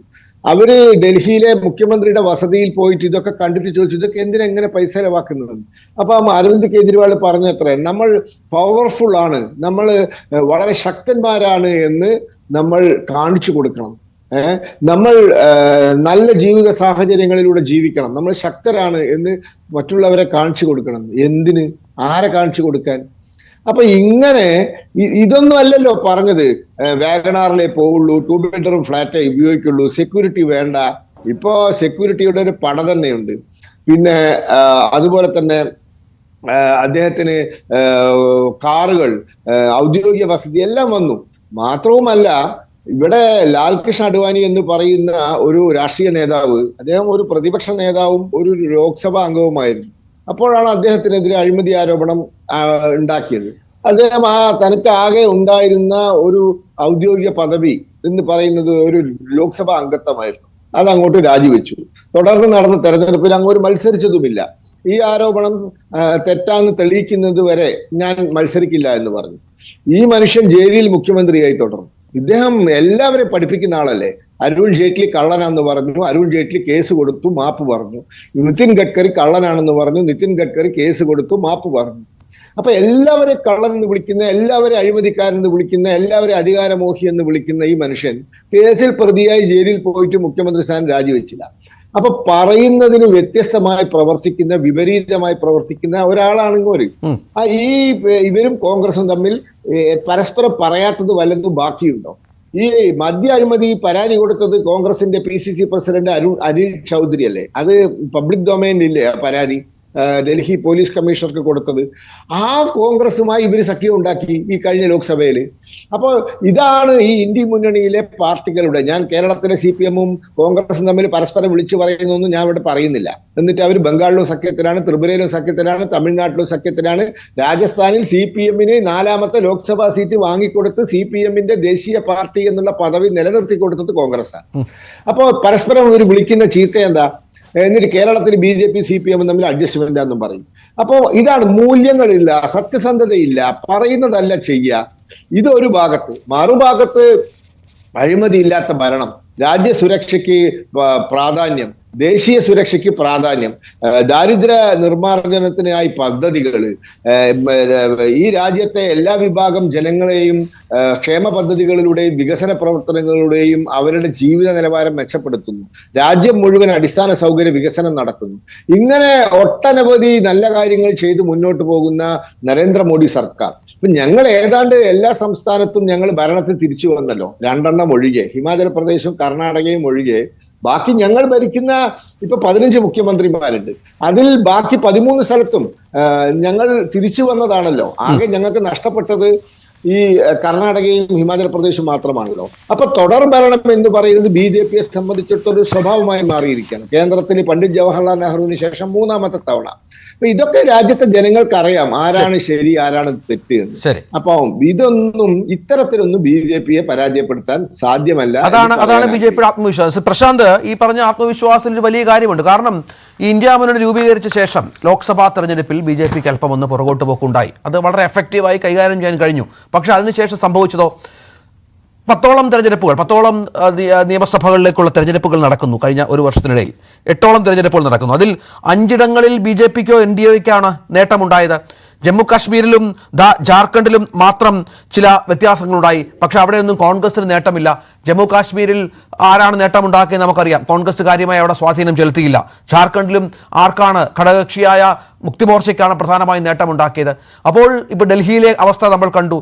ഏതാണ്ട് 20ഓളം മണ്ഡലങ്ങളിൽ 20,000-ന് മുകളിലാണ്, 21 മണ്ഡലങ്ങളിൽ 20,000-ന് മുകളിലാണ് BJP സ്ഥാനാർത്ഥികളുടെ ഭൂരിപക്ഷം. അങ്ങനെ BJPയെ തോൽപ്പിക്കണമെന്ന് ആഗ്രഹിച്ചു തുടങ്ങിയ ഒരു മുന്നണി അതിനെ പരസ്പരം കുറ്റപ്പെടുത്തുന്ന ഘടകകക്ഷി നേതാക്കളായി മാറുന്ന പശ്ചാത്തലം, BJPയെ ഇനിയും ഇന്ത്യയിൽ തോൽപ്പിക്കാനാകുമോ എന്ന തരത്തിൽ കാര്യങ്ങൾ ഇപ്പോൾ എത്തി നിൽക്കുകയല്ലേ? തീർച്ചയായും രഞ്ജിത്ത്, അത് കോൺഗ്രസ് വലിയ തോതിൽ ആത്മപരിശോധന നടത്തേണ്ട ഒരു വിഷയമാണ്. കാരണം കോൺഗ്രസ് പാർട്ടി നമുക്കറിയാം ഇന്നിപ്പോൾ രാജ്യത്തെ ഏറ്റവും പ്രധാനപ്പെട്ട പ്രതിപക്ഷ പാർട്ടിയാണ്. ലോക്സഭയിലെ പ്രതിപക്ഷ പാർട്ടിയാണ്. അവർക്ക് ലോക്സഭയിൽ 100 MP-മാരുണ്ട്. ഈ 100 MP-മാർ എങ്ങനെ കിട്ടി എന്നതെങ്കിലും കോൺഗ്രസ് നേതൃത്വം ഒന്ന് ആലോചിക്കേണ്ടതാണ്. കാരണം ഈ പറയുന്ന പോലെ BJPയുടെ വർഗീയതയ്ക്കെതിരെ, വർഗീയ രാഷ്ട്രീയത്തിനെതിരെ ദേശീയ തലത്തിൽ രൂപം കൊണ്ട മതനിരപേക്ഷ പാർട്ടികളുടെ കൂട്ടായ്മയായ ഇന്ത്യ കൂട്ടായ്മ, ആ ഇന്ത്യ കൂട്ടായ്മയുടെ സഹകരണം ഒന്നുകൊണ്ട് മാത്രമാണ് കോൺഗ്രസിന് തങ്ങളുടെ സീറ്റുകൾ ഏതാണ്ട് ഇരട്ടിയായി വർദ്ധിപ്പിച്ച് 3 അക്കത്തിലേക്ക് എത്താൻ കഴിഞ്ഞത്. ആ ഒരു വസ്തുതയെങ്കിലും കോൺഗ്രസ് നേതൃത്വം മറക്കരുത്. ഇന്നിപ്പോൾ കോൺഗ്രസ് നേതാക്കൾ കൂട്ടത്തോടെ പറയുന്നത് ഈ പറയുന്ന ഇന്ത്യ കൂട്ടായ്മ എന്ന് പറയുന്നത് 2024 ലോക്സഭാ ഇലക്ഷൻ മുന്നിൽ കണ്ടുകൊണ്ട് മാത്രം രൂപീകരിച്ചതാണ്. സംസ്ഥാന നിയമസഭകളിൽ അതിന് യാതൊരു പ്രസക്തിയുമില്ല. അവിടെ അതാത് സംസ്ഥാനങ്ങളുടെ സാഹചര്യങ്ങൾക്കനുസരിച്ച് രാഷ്ട്രീയ പാർട്ടികൾക്ക് സ്വന്തം നിലയിൽ തീരുമാനമെടുക്കാം എന്നാണ് കോൺഗ്രസ് നേതാക്കൾ ആവർത്തിക്കുന്നത്. അത് ഒരു വശത്ത് അവിടെ നിൽക്കട്ടെ, അത് ശരിയായിരിക്കാം, ചില സംസ്ഥാനങ്ങളിൽ അങ്ങനെയൊക്കെ പറ്റും. പക്ഷേ BJP ഏറ്റവും കരുത്തോടെ നിൽക്കുന്ന സംസ്ഥാനങ്ങളിലെങ്കിലും സാധിക്കുമെങ്കിൽ മതനിരപേക്ഷ പാർട്ടികളുടെ ഒരു കൂട്ടായ്മ രൂപപ്പെട്ടു വരേണ്ടത് അനിവാര്യമാണ്. ആ ഒരു കൂട്ടായ്മയ്ക്ക് മുൻകൈ എടുക്കേണ്ടത് മുഖ്യ പ്രതിപക്ഷമായ കോൺഗ്രസ് ആണ്. നമുക്ക് ഡൽഹിയിൽ എന്താണ് സംഭവിച്ചത്? ഡൽഹിയിൽ കോൺഗ്രസ് ഒരു എന്താ പറയാ ഒരു പ്രധാന രാഷ്ട്രീയ പാർട്ടി അല്ല. കഴിഞ്ഞ 2-3 നിയമസഭാ തെരഞ്ഞെടുപ്പുകൾ നമ്മൾ പരിഗണിച്ചാൽ ഡൽഹിയിലെ ഒരു പ്രധാന രാഷ്ട്രീയ പാർട്ടിയെ കോൺഗ്രസിനെ പരിഗണിക്കാനാവില്ല. കഴിഞ്ഞ നിയമസഭാ തെരഞ്ഞെടുപ്പിൽ കേവലം 4% വോട്ട് മാത്രമാണ് അവർക്ക് ലഭിച്ചത്. അപ്പോൾ ഇവിടെ ഇത്തവണ ഡൽഹി പിടിക്കാൻ സർവ്വസന്നാഹവുമായി BJP എത്തുമ്പോൾ ആ BJPയെ തടുത്തു നിർത്തുക. പ്രത്യേകിച്ച് ഹരിയാനയിൽ ഒരു തോൽവി ഉണ്ടായി, മഹാരാഷ്ട്രയിൽ ഒരു തോൽവി ഉണ്ടായി. അങ്ങനെ ലോക്സഭാ തെരഞ്ഞെടുപ്പിലെ തിരിച്ചടിക്ക് ശേഷം വലിയ ആത്മവിശ്വാസത്തിലേക്ക് BJP വളരുന്നു. ലോക്സഭയിൽ കേവല ഭൂരിപക്ഷം ഇല്ലാത്ത ഘട്ടത്തിൽ പോലും നിയമസഭാ തെരഞ്ഞെടുപ്പുകൾ തുടർച്ചയായി ജയിച്ചുകൊണ്ട് നഷ്ടപ്പെട്ടു പോയ ആത്മവിശ്വാസം BJP വീണ്ടെടുക്കുന്നു. ഈ ഒരു തിരിച്ചറിവ് മുഖ്യ പ്രതിപക്ഷമായ കോൺഗ്രസിന് ഉണ്ടാവേണ്ടതായിരുന്നു. അതുകൊണ്ട് ഡൽഹിയിലെങ്കിലും BJPയെ വിജയിപ്പിക്കാതിരിക്കാനുള്ള ഒരു അന്തരീക്ഷം ഒരുക്കേണ്ട കടമ തീർച്ചയായും കോൺഗ്രസ് നേതൃത്വത്തിനുണ്ടായിരുന്നു. അതവർ മറന്നു. അവർ കേവലം അവരുടെ ഒരു സ്വാർത്ഥ താല്പര്യം മാത്രം ലക്ഷ്യമിട്ട് പ്രവർത്തിച്ചു എന്ന് പറയുന്നതാകും ശരി. കാരണം ഇവിടെ ഇപ്പൊ അരവിന്ദ് കെജ്രിവാൾ അല്ലെങ്കിൽ ആം ആദ്മി പാർട്ടിക്ക് തിരിച്ചടിയായത് കോൺഗ്രസ് പിടിച്ച വോട്ടുകൾ മാത്രം എന്ന് ഞാൻ പറയുന്നില്ല. അത് ഒരു പക്ഷേ ഇപ്പം ആം ആദ്മിയും കോൺഗ്രസും സഖ്യത്തിൽ മത്സരിച്ചാലും ചിലപ്പോൾ ഫലം ഇങ്ങനെയൊക്കെ ആവാം. പക്ഷെ അവിടെ മറ്റൊരു വസ്തുത നമ്മൾ പരിശോധിക്കണം. എത്ര രൂക്ഷമായിട്ടാണ് രാഹുൽ ഗാന്ധിയും പ്രിയങ്ക ഗാന്ധിയും അടക്കമുള്ള കോൺഗ്രസ് നേതാക്കൾ അരവിന്ദ് കെജ്രിവാളിനെയും ആം ആദ്മി പാർട്ടിയെയും കടന്നാക്രമിച്ചത് ഈ തെരഞ്ഞെടുപ്പ് ഘട്ടത്തിൽ. അവർ BJPക്കെതിരെ എന്തെങ്കിലും ഒരു വിമർശനം കാര്യമായി നടത്തുന്നതായി കാണുന്നേയില്ല. ആക്രമണം മുഴുവൻ ആം ആദ്മി പാർട്ടിക്കെതിരെയും കെജ്രിവാളിനെതിരെയുമായിരുന്നു. അവരെ അഴിമതിക്കാരായി, കെജ്രിവാളിനെ അഴിമതി നേതാവായും ആം ആദ്മി പാർട്ടിയെ ഒരു അഴിമതി പാർട്ടിയെയും ചിത്രീകരിക്കുക എന്ന ലക്ഷ്യത്തോടെയായിരുന്നു കോൺഗ്രസിന്റെ പ്രവർത്തനം അത്രയും. അതിന് നേതൃത്വം കൊടുത്തത് ലോക്സഭയിലെ പ്രതിപക്ഷ നേതാവായ രാഹുൽ ഗാന്ധി ആണ് എന്നതാണ് നമ്മളെ അത്ഭുതപ്പെടുത്തുന്നത്. അതായത് ചില ഘട്ടങ്ങളിലൊക്കെ കോൺഗ്രസിന്റെ ദേശീയ നേതൃത്വം ഒരു സമീപനം എടുത്തിരുന്നു. പ്രത്യേകിച്ച് ലോക്സഭാ തെരഞ്ഞെടുപ്പ് കഴിഞ്ഞതിന് ശേഷം ഈ പറയുന്ന ഇന്ത്യ കൂട്ടായ്മ ദുർബലപ്പെടുത്തുന്ന വിധത്തിലുള്ള നീക്കങ്ങൾ സംസ്ഥാന ഘടകങ്ങളിൽ അധികം വേണ്ട. ഡൽഹിയിലടക്കം ഡൽഹിയിലെ കോൺഗ്രസിന്റെ പ്രാദേശിക നേതാക്കളെ പല ഘട്ടങ്ങളിലും ദേശീയ നേതൃത്വം തടുത്തു നിർത്തിയിരുന്നു. വലിയൊരു ആക്രമണം ആം ആദ്മി പാർട്ടിക്കെതിരെ വേണ്ട എന്ന് പറഞ്ഞുകൊണ്ട്. എന്നാൽ ഏതോ ഒരു ഘട്ടത്തിൽ കോൺഗ്രസ് ആ നിലപാട് തിരുത്തി. കോൺഗ്രസിന്റെ ദേശീയ നേതൃത്വം ആ നിലപാട് തിരുത്തി. ആരാണ് അത്തരം ഉപദേശം രാഹുലിനും പ്രിയങ്കയ്ക്കും മറ്റും നൽകുന്നത് എന്നതിനെ കുറിച്ച് നമ്മൾ ആലോചിക്കുന്നുണ്ട്. നമ്മുടെ സംഘടനാ ജനറൽ സെക്രട്ടറി KC വേണുഗോപാൽ അടക്കമുള്ളവർക്ക് അതിൽ എത്രമാത്രം ഉത്തരവാദിത്വം ഉണ്ട് എന്ന് കൂടി നമ്മൾ ആലോചിക്കേണ്ടതാണ്. അപ്പോൾ കോൺഗ്രസ് ലക്ഷ്യമിട്ട അവർ കരുതുന്നത് ഇവിടെ ഡൽഹിയിൽ ആം ആദ്മി പാർട്ടി തോറ്റാൽ ആ സ്പേസിലേക്ക് കോൺഗ്രസിന് കയറി വരാം എന്നൊരു നമുക്കറിയാം. കോൺഗ്രസ് ദുർബലപ്പെട്ട സംസ്ഥാനങ്ങളിലൊന്നും പിന്നീട് അവർ തിരിച്ചു വന്ന ഒരു ചരിത്രമില്ല. അത് UP ആയാലും ബീഹാർ ആയാലും തമിഴ്നാട് ആയാലും ആന്ധ്ര ആയാലും അങ്ങനെ ഒട്ടനവധിയായ സംസ്ഥാനങ്ങളുണ്ട്. അവർ ദുർബലപ്പെട്ടു പോയ സംസ്ഥാനങ്ങൾ അവിടെ മറ്റു പ്രാദേശിക പാർട്ടികളോ ഇടം പിടിക്കുന്ന ഒരു കാഴ്ചയാണ് നമ്മൾ കണ്ടിട്ടുള്ളത്. ഇപ്പോൾ ഡൽഹിയിലും നിലവിൽ കോൺഗ്രസിന്റെ സംഘടനാ സംവിധാനം എന്നത് തീർത്തും ദുർബലമാണ്. കോൺഗ്രസിൽ ഡൽഹിയിലെ ആളുകൾ കോൺഗ്രസിൽ വിശ്വാസം അർപ്പിക്കുന്നില്ല. ഈ തെരഞ്ഞെടുപ്പിൽ പോലും ഇത്ര കൊട്ടിഘോഷിച്ച് പ്രചാരണം നടത്തിയിട്ടും കോൺഗ്രസിന്റെ വോട്ട് നില കേവലം 6.5% ഒതുങ്ങി. ഒരൊറ്റ സീറ്റിൽ മാത്രമാണ് കോൺഗ്രസിന് രണ്ടാമതെത്താനായത്. മത്സരിച്ച 67 സീറ്റിലും കോൺഗ്രസിന് കെട്ടിവെച്ച കാശ് പോയി. പക്ഷേ കോൺഗ്രസിനെ മാത്രം ഇത്തരം കാര്യങ്ങളിൽ കുറ്റപ്പെടുത്തുന്നത് എങ്ങനെയാണ് എന്നുള്ള പ്രശ്നം കൂടി ഉണ്ടല്ലോ ശ്രീ പ്രശാന്ത്. കാരണം നേരത്തെ സേനാപതി വേണു പറഞ്ഞ വളരെ പ്രധാനപ്പെട്ട ഒരു കാര്യമുണ്ട്. അതായത് കോൺഗ്രസ് ദുർബലപ്പെടുക എന്നുള്ളത് ഇപ്പോൾ BJPയെക്കാളും കൂടുതൽ ആവശ്യം കോൺഗ്രസിൻ ഈ ഇന്ത്യ സഖ്യത്തിലെ ഘടകകക്ഷികൾക്കാണ്. ഞാൻ പറയാം, ഇപ്പോൾ ഇടതുപക്ഷത്തിന്റെ എന്താണ് നിലപാട്? ഇന്ത്യ സഖ്യത്തിലേക്കൊരു ഒരു പ്രതിനിധിയെ പോലും അയക്കാത്ത CPM ഉണ്ട്. BJP വിരുദ്ധത പറഞ്ഞു നടക്കുകയാണ് അവിടെ. ഡൽഹിയിൽ പോലും അവർ വളരെ നിസ്സാര ശക്തിയുള്ളവരാണെങ്കിൽ പോലും പല സീറ്റുകളിലും മത്സരിക്കുന്ന സാഹചര്യം ഉണ്ടായി. ഏറ്റവും ഒടുവിൽ കേരളത്തിലെ CPM നേതൃത്വത്തിന് സമ്മതിക്കേണ്ടി വരികയാണ് BJP വിരുദ്ധ വോട്ടുകൾ പൂർണ്ണമായും ഞങ്ങൾക്ക് ലഭിക്കുന്നില്ല, അല്ലെങ്കിൽ ഈ പറഞ്ഞതുപോലെ ന്യൂനപക്ഷ വോട്ടുകളിൽ നിന്ന് മാറേണ്ടി വരുന്ന സാഹചര്യമൊക്കെ ഉണ്ടാകുന്നത് ദേശീയ തലത്തിൽ എടുക്കുന്ന നിലപാടിലെ ഒരു അവ്യക്തത കൂടിയല്ലേ ശ്രീ പ്രശാന്ത്? അല്ല, നമ്മളിപ്പോ കേരളത്തിലെ ഒരു രാഷ്ട്രീയ സാഹചര്യവും ഈ ദേശീയ സാഹചര്യവുമായി കൂട്ടിക്കുഴയ്ക്കേണ്ടതുണ്ടെന്ന് എനിക്ക് തോന്നുന്നില്ല. കാരണം കേരളത്തിൽ ഇപ്പോഴും അവർ വളർന്നു വരാൻ ശ്രമിക്കുന്നുണ്ട്, അത് വസ്തുതയാണ്. എങ്കിൽ പോലും ഒരു വലിയ ഭീഷണിയെ അവർ എത്തിയിട്ടില്ല എന്നൊരു യാഥാർത്ഥ്യം നമ്മൾ മറക്കരുത്. ഇപ്പോൾ പഞ്ചാബിലും അത് തന്നെയാണ് സ്ഥിതി. പഞ്ചാബിലും ഇപ്പോൾ കോൺഗ്രസും ആം ആദ്മിയും പരസ്പരം മത്സരിക്കുന്നതിൽ വലിയ തെറ്റ്. എന്നാൽ ഡൽഹിയിൽ അങ്ങനെയല്ല. ഡൽഹിയിൽ BJP ആണ് മുഖ്യ ശത്രുവായി വരുന്നത്. ആ മുഖ്യ ശത്രുവിനെ യോജിച്ച് നേരിടുകയാണ് ഇന്ത്യ കൂട്ടായ്മയിലെ കക്ഷികൾ എന്ന നിലയിൽ ആം ആദ്മി പാർട്ടിയും കോൺഗ്രസും ചെയ്യേണ്ടിയിരുന്നത്. അത് ഹരിയാനയിലും അങ്ങനെ തന്നെയായിരുന്നു, അങ്ങനെ ചെയ്യേണ്ടിയിരുന്നു. ഇപ്പം കോൺഗ്രസിന്റെ പ്രതിനിധി ഇവിടെ പറയുന്നത് കേട്ടു, ഹരിയാനയിൽ ആം ആദ്മി പാർട്ടിയാണ് ധാരണകൾ തെറ്റിച്ചത്, അവർ എല്ലാ സീറ്റിലും ഒറ്റയ്ക്ക് മത്സരിച്ചത് കൊണ്ടാണ് കോൺഗ്രസ് തോറ്റത്. അങ്ങനെയല്ല, അവിടെ ഹരിയാനയിൽ തങ്ങൾ ഭരണം പിടിക്കുമെന്ന ഒരു അമിത ആത്മവിശ്വാസത്തിലേക്ക് കോൺഗ്രസ് നേതൃത്വം എത്തിയിരുന്നു. പ്രത്യേകിച്ച് ഭൂപിന്ദർ ഹൂഡയും അദ്ദേഹത്തിന്റെ മകനും അവരൊക്കെ എത്തിയിരുന്നു. അങ്ങനെ വന്നപ്പോൾ ആം ആദ്മി പാർട്ടി പറയുന്ന പോലെ 10 സീറ്റോ മറ്റോ ചോദിച്ചിട്ടുണ്ട്. ചർച്ചകളിലൂടെ ഒരു 5 or 6 സീറ്റിന് തയ്യാറാണെങ്കിൽ കൂടി അവിടെ ഒരു സഖ്യ സാധ്യത ഉണ്ടാകുമായിരുന്നു. എന്നാൽ അത്രയും സീറ്റുകൾ പോലും വിട്ടു നൽകാൻ ഒരു ഘട്ടം എത്തിയപ്പോൾ ഹരിയാനയിലെ കോൺഗ്രസ് നേതൃത്വം തയ്യാറായില്ല. അതാണ് വസ്തുത. അങ്ങനെ വന്നപ്പോൾ ഞങ്ങൾ എല്ലാ സീറ്റിലും മത്സരിക്കുന്നു എന്ന പ്രഖ്യാപനത്തിലേക്ക് ആം ആദ്മി പാർട്ടി പോയി. അപ്പോൾ അവിടെയും നിങ്ങൾ പറഞ്ഞ് മനസ്സിലാക്കാൻ അല്ലെങ്കിൽ അവരെ നിയന്ത്രണത്തിൽ കൊണ്ടുവരാൻ കോൺഗ്രസിന്റെ ദേശീയ നേതൃത്വത്തിന് സാധിച്ചില്ല. അതുകൊണ്ടാണ് അവിടുത്തെ സഖ്യം പാളിയതും വീണ്ടും അവിടെ BJP അധികാരത്തിലെത്താൻ വഴിയൊരുക്കിയതും. ഈ പറയുന്ന 1.5% വോട്ടാണ് ആം ആദ്മി പാർട്ടി ഹരിയാനയിൽ കിട്ടിയത്. കോൺഗ്രസും BJPയും തമ്മിലുള്ള വോട്ട് വ്യത്യാസം കേവലം 0.5% മറ്റോ ആയിരുന്നു. അപ്പോൾ അതൊരു ഘടകമായി അവിടെ. നമ്മളിപ്പോൾ ഈ വോട്ടുകളുടെ എണ്ണം പറഞ്ഞുകൊണ്ട് വിജയ പരാജയങ്ങൾ നിർണ്ണയിക്കാനാവില്ല എങ്കിൽ കൂടി ഈ പറയുന്ന സഖ്യത്തിൽ മത്സരിക്കുന്നതും ഭിന്നിച്ച് മത്സരിക്കുന്നതും തമ്മിൽ വലിയ വ്യത്യാസമുണ്ട്. അപ്പോൾ ഡൽഹിയിൽ സംഭവിച്ചത് ഈ പറയുന്ന പോലെ കനത്ത ആക്രമണം കെജ്രിവാളിനും ആം ആദ്മിക്കുമെതിരെ കോൺഗ്രസ് നടത്തി. അത് ഇന്ത്യ കൂട്ടായ്മയ്ക്ക് നേതൃത്വം നൽകുന്ന അല്ലെങ്കിൽ രാജ്യത്തെ പ്രധാന പ്രതിപക്ഷം എന്ന നിലയിൽ കോൺഗ്രസ് ചെയ്യാൻ പാടില്ലാത്തതായിരുന്നു. അതാണ് ഇപ്പോൾ ഇന്ത്യ കൂട്ടായ്മയിലെ മറ്റ് പല ഘടകകക്ഷികളും ചൂണ്ടിക്കാട്ടുന്നത്. അത് സമാജ്വാദി പാർട്ടി വളരെ ശക്തമായ ഭാഷയിൽ തന്നെ പറഞ്ഞു, കോൺഗ്രസ് ആണ് ഡൽഹിയിൽ BJP വിജയിപ്പിച്ചതെന്ന്. ജമ്മു കാശ്മീർ മുഖ്യമന്ത്രി ഒമർ അബ്ദുള്ള പറഞ്ഞു, ഈ പറഞ്ഞ ഇനിയും നിങ്ങൾ തമ്മിലടിക്കൂ എന്നാണ് ഒമർ അബ്ദുള്ള പറഞ്ഞത്. ശിവസേന മുന്നറിയിപ്പ് നൽകുന്നു, അവിടെ തൃണമൂല് മുന്നറിയിപ്പ് നൽകുന്നു. അങ്ങനെ എല്ലാ പാർട്ടികളും പറയുന്നു. അതായത് ഇതുകൊണ്ട് സംഭവിക്കുന്നത് എന്താണ്? ലോക്സഭാ തെരഞ്ഞെടുപ്പിൽ വലിയ പ്രഹരമേറ്റ BJP, നമുക്കറിയാം അന്ന് ആ തെരഞ്ഞെടുപ്പ് ഫലം വന്നതിന് ശേഷം സാധാരണ ഒരു തെരഞ്ഞെടുപ്പ് വിജയമൊക്കെ കഴിഞ്ഞാൽ വല്ല ആവേശഭരിതനായി BJP അണികളെ കാണാൻ BJP ആസ്ഥാനത്തേക്ക് പ്രധാനമന്ത്രി നരേന്ദ്രമോദി എത്താറുണ്ട്. പക്ഷെ അന്നത്തെ ലോക്സഭാ ഇലക്ഷൻ റിസൾട്ട് വന്ന ദിവസം മോഡിയും BJP നേതൃത്വവും തീർത്തും നിരാശരായിരുന്നു. ഈ പറയുന്ന അണികളെ അഭിസംബോധന ചെയ്യാൻ തുടക്കത്തിൽ മോഡി തയ്യാറായിരുന്നില്ല എന്നാണ് റിപ്പോർട്ട്. തീർച്ചയായും ആ നിരാശയിൽ നിന്ന് ഒരു ഉയർത്തെഴുന്നേൽപ്പ് തന്നെയാണ്, സംശയമില്ല. അതിനുശേഷം നടന്ന പല നിയമസഭാ തെരഞ്ഞെടുപ്പ് ഫലങ്ങളും. ശ്രീ സേനാപതി വേണു, ഇവിടെ ഇനി എന്താണ് ഇന്ത്യ സഖ്യത്തിന് മുന്നിലുള്ളത് എന്നുള്ളതാണല്ലോ. ഇനി എങ്ങനെയാണ് BJPയെ തോൽപ്പിക്കുക എന്നുള്ളതാണല്ലോ ഏറ്റവും ഒടുവിൽ. ഇപ്പോൾ ഈ വർഷം അവസാനം നടക്കാൻ ഇരിക്കുന്ന ബീഹാർ തെരഞ്ഞെടുപ്പ് വരുന്നു. അങ്ങനെ ഒരുപാട് തെരഞ്ഞെടുപ്പുകൾ അഭിമുഖീകരിക്കണം. ഈ പരാജയങ്ങൾ, തുടർച്ചയായ പരാജയങ്ങൾ, സഖ്യത്തിലെ കെട്ടുറപ്പില്ലായ്മയൊക്കെ BJPയെ ബലപ്പെടുത്തുകയല്ലാതെ യാതൊരു ഗുണവും ഈ സഖ്യത്തിന് ഉണ്ടാക്കില്ല എന്ന കാര്യത്തിൽ യാതൊരു സംശയമില്ലല്ലോ. അപ്പോൾ ഇനിയും പരസ്പരം തല്ലുകൂടാതെ, കുറ്റപ്പെടുത്താതെ, ഈ പ്രശ്നങ്ങൾ പരസ്പരം മനസ്സിലാക്കി എവിടെയൊക്കെ സഖ്യം ഫലപ്രദമായി നടപ്പിലാക്കാം എന്നുള്ള ആലോചനയല്ലേ വേണ്ടത്? അല്ല, ഞാന് ശ്രീ പ്രശാന്ത് പറഞ്ഞതിനോട് ഒരു വിയോജിപ്പ് രേഖപ്പെടുത്തിക്കോട്ടെ. കഴിഞ്ഞ 24 പാർലമെന്റ് തെരഞ്ഞെടുപ്പിൽ ആം ആദ്മി പാർട്ടിയും ഞങ്ങളും ഡൽഹിയിൽ സഖ്യത്തിൽ നിന്നുകൊണ്ട് വലിയ മത്സരം നടത്തി. എന്തേ ജയിക്കാത്തത്? ഒരു സീറ്റ് പോലും ജയിക്കാൻ കഴിഞ്ഞില്ലല്ലോ. എന്താ അതിന്റെ കാരണം എന്ന് പറഞ്ഞത്? അത് കോൺഗ്രസിന്റെ കുഴപ്പം കൊണ്ടാണോ കഴിഞ്ഞ പ്രാവശ്യം ഒരു സീറ്റിൽ പോലും വിജയിക്കാനായിട്ട് കഴിഞ്ഞില്ല? രണ്ടാമത്തെ ഞാൻ അങ്ങോട്ട് ചോദിക്കുന്ന ചോദ്യം, ഈ തെരഞ്ഞെടുപ്പിൽ നിങ്ങൾ കോൺഗ്രസ് എന്ന് പറയുന്ന ഒരു കക്ഷിയെ ഒന്ന് സംസാരിക്കാനോ അക്കോമഡേറ്റ് ചെയ്യാനോ അല്ലെങ്കിൽ കോൺഗ്രസുമായി ഒരു ഒരു ഒരു ഒരു ഒരു ഒരു തെരഞ്ഞെടുപ്പിന് മുമ്പ് നടക്കുന്ന ഒരു ചർച്ച, ആ ചർച്ചയ്ക്ക് പോലും നിങ്ങൾ തയ്യാറായില്ലോ. കാരണം നിങ്ങളുടെ ഒരു ധാർഷ്ട്യം എന്താ? ഞങ്ങൾക്ക് 62 സീറ്റ് കയ്യിലുണ്ട്, അതുകൊണ്ട് ഞങ്ങൾ ഡൽഹിയിൽ ഇതാ തെരഞ്ഞെടുപ്പിൽ ജയിക്കാൻ പോകുന്നു. പിന്നെ അങ്ങ് പറഞ്ഞൊരു കാര്യത്തിന് വസ്തുതാപരമായ ഒരു പിശക്, കോൺഗ്രസ് തോറ്റെടുത്ത് ഒന്നും തിരിച്ചു വന്നില്ല. രാജസ്ഥാനിലെ BJP ഭരണത്തിന് ശേഷമാണേ അശോക് ഗെഹ്ലോട്ട് അധികാരത്തിൽ തിരിച്ചു വന്നത്, സംശയമുണ്ടോ?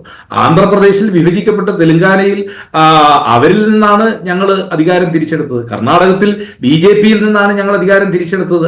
അതുകൊണ്ട് ഞങ്ങൾ മധ്യപ്രദേശിലാണെങ്കിലും ഇപ്പം രണ്ടാമത്തെ ഘട്ടമല്ല, ആദ്യം BJPയിൽ നിന്നാണ് ഞങ്ങൾ അധികാരം തിരിച്ചെടുത്തിട്ടുള്ളത്. അപ്പൊ അതുകൊണ്ട് കോൺഗ്രസ് എവിടെയെങ്കിലും അധികാരത്തിൽ നിന്ന് പുറത്തുപോയി ഹിമാചൽ പ്രദേശിലാണെങ്കിലും ഞങ്ങൾ BJPയെ തോപ്പിച്ച് രണ്ടാമത് ഘട്ടം അധികാരത്തിൽ വന്നതാണ്, അല്ലെങ്കിൽ അടുത്ത സർക്കിളിൽ ഞങ്ങൾ അധികാരത്തിൽ വന്നതാണ്. അത് കോൺഗ്രസ് എവിടെയെങ്കിലും തെരഞ്ഞെടുപ്പിൽ തോറ്റു, അതുകൊണ്ട് എല്ലാ കാലഘട്ടത്തിലേക്കും ഞങ്ങൾ തെരഞ്ഞെടുപ്പിൽ തോറ്റു എന്നുള്ള അർത്ഥമൊന്നുമില്ല. ഇവിടെ നിങ്ങൾ മനസ്സിലാക്കേണ്ട ഒരു കാര്യം, ഡൽഹിയിൽ നിങ്ങൾ കോൺഗ്രസിനെ തോപ്പിച്ചുകൊണ്ട് അല്ലെങ്കിൽ കോൺഗ്രസിനെ ഇല്ലായ്മ ചെയ്തുകൊണ്ട് ആ സ്പേസിൽ വിജയിക്കാമെന്നുള്ള നിങ്ങളുടെ ഒരു അമിതമായ എന്താ പറയുക ആ കുറുക്കുബുദ്ധി, അതിൽ നിന്നാണ് ഇപ്പോൾ ഈ തിരിച്ചടി ഉണ്ടായിരിക്കുന്നത്. ആ തിരിച്ചടിയുടെ പ്രതിഫലനം എവിടെയാണ്?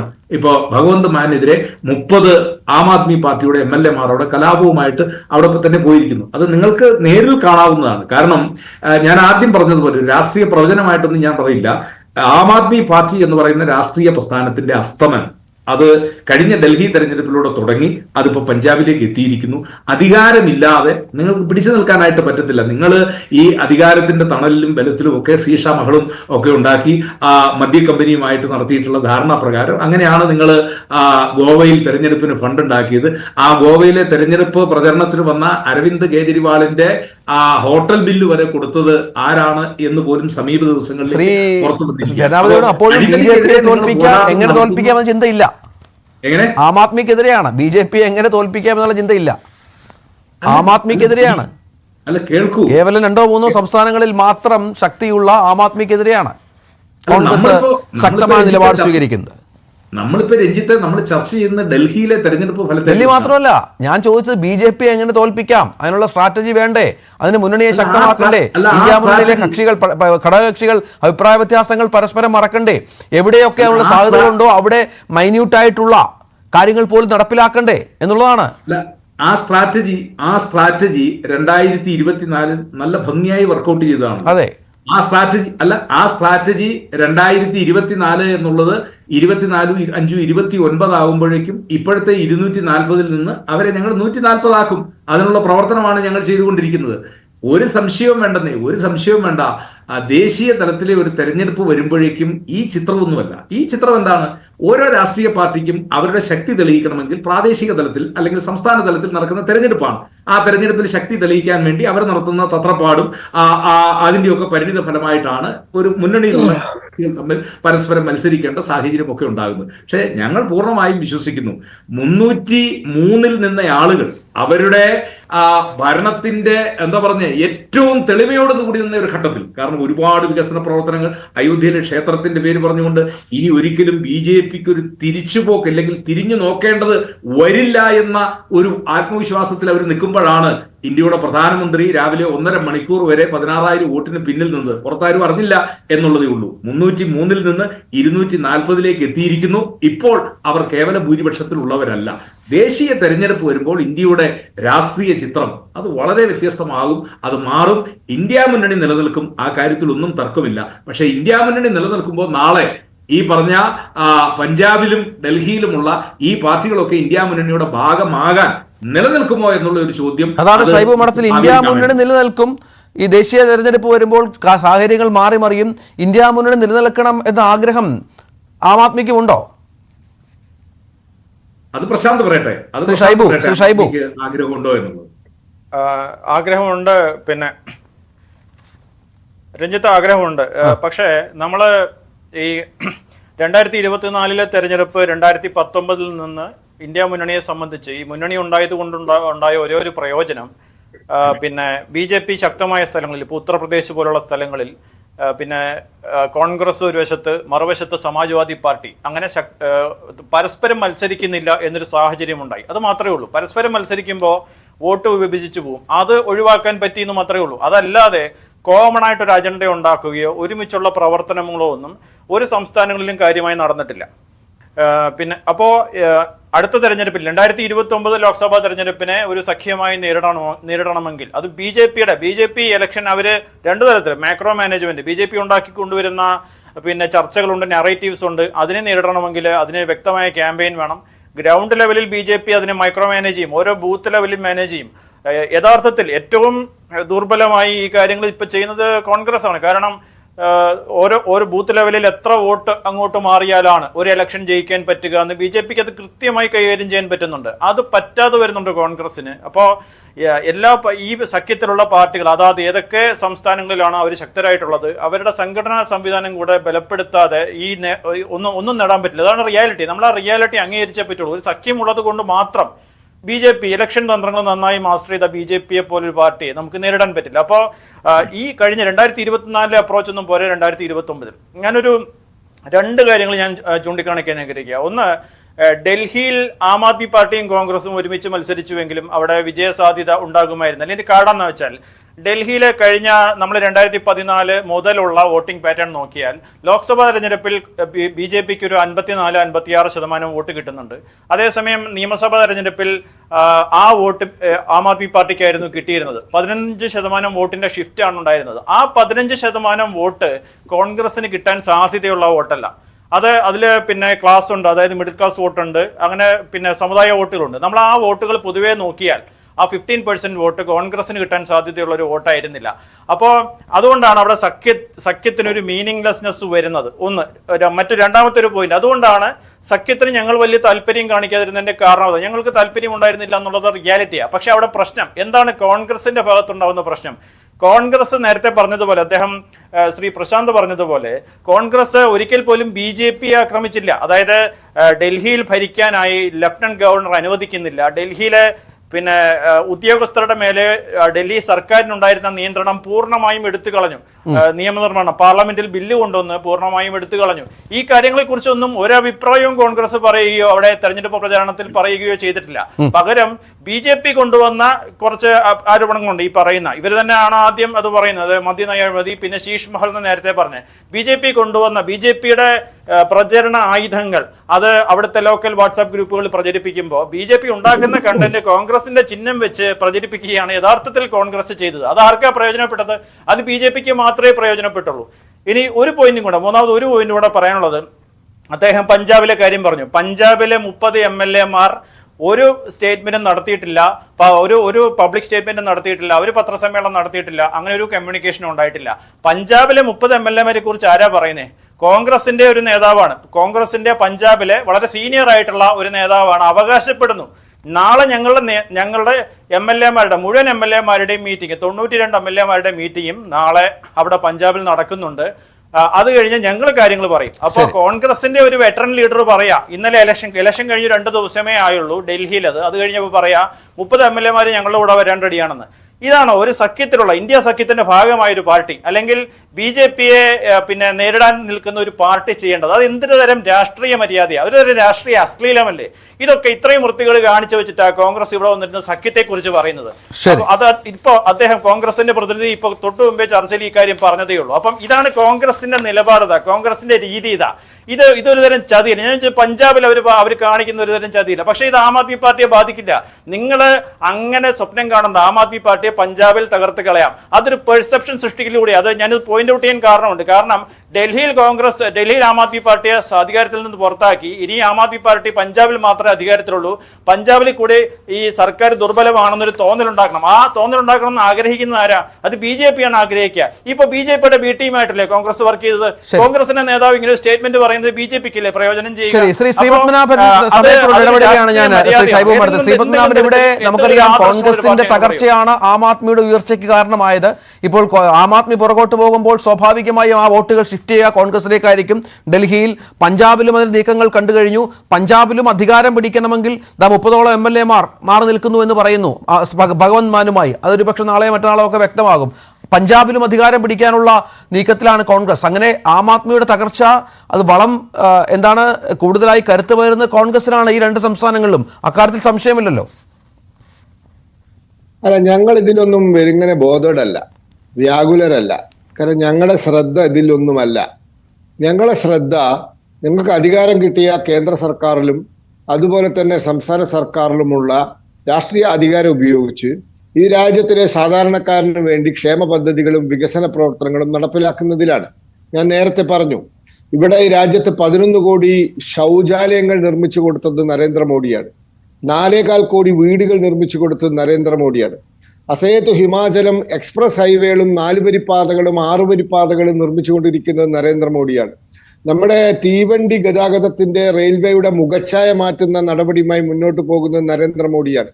നമ്മുടെ വിമാനത്താവളങ്ങളുടെ എണ്ണം 10 വർഷം കൊണ്ട് ഇരട്ടിയിലധികമായി. ഇപ്പൊ നമ്മുടെ കപ്പൽ മേഖല, നമ്മുടെ കപ്പൽ ഗതാഗത മേഖലയ്ക്കാണ് ഈ വർഷം മുതൽ പ്രാധാന്യം കൊടുക്കുന്നത്. IIT-കളുടെ എണ്ണം വർദ്ധിച്ചു, എയിംസുകളുടെ എണ്ണം വർദ്ധിച്ചു.